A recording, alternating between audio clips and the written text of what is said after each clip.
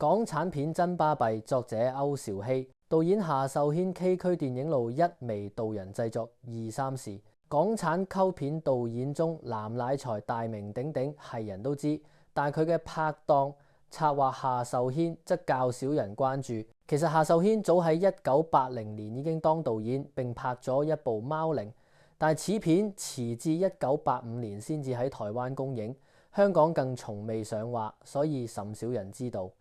夏秀軒同埋藍乃才老友鬼鬼，合作無間。80年代二人亦都曾經同蔡瀾及林正英合組大陸電影公司拍攝《一眉道人》，片子大賣，本應賺大錢，但最後兩人空歡喜一場，股份更賣咗俾嘉禾。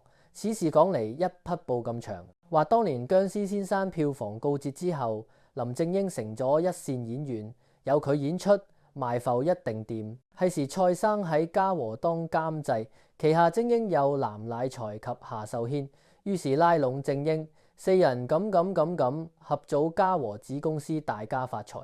蔡生向何冠昌游說，正英自導自演，一定掂。影片由嘉禾出資，四人成立大陸電影包拍，蔡瀾監製，藍及夏策劃，林正英導演，何生同意。於是大陸電影得米，林正英宣布開拍《一眉道人》。同一時間，蔡生喺日本揾到投資者，日方出一部分製作費作為日本資電影版權。於是乎四人大樂，無本生利。今回正式行大運，未開拍已有錢賺。誰料後來陰差陽錯，《一眉道人》喺香港上畫票房唔錯，但四人卻一毫子都冇得落袋。點解會咁濕滯？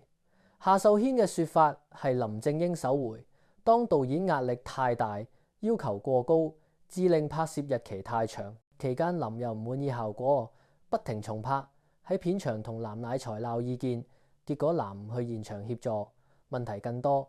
最後影片嚴重超支，但仍未完成。原來四人以代代平安嘅日本賣埠收入，只有被逼嘔翻出嚟埋尾，但仍然不足夠。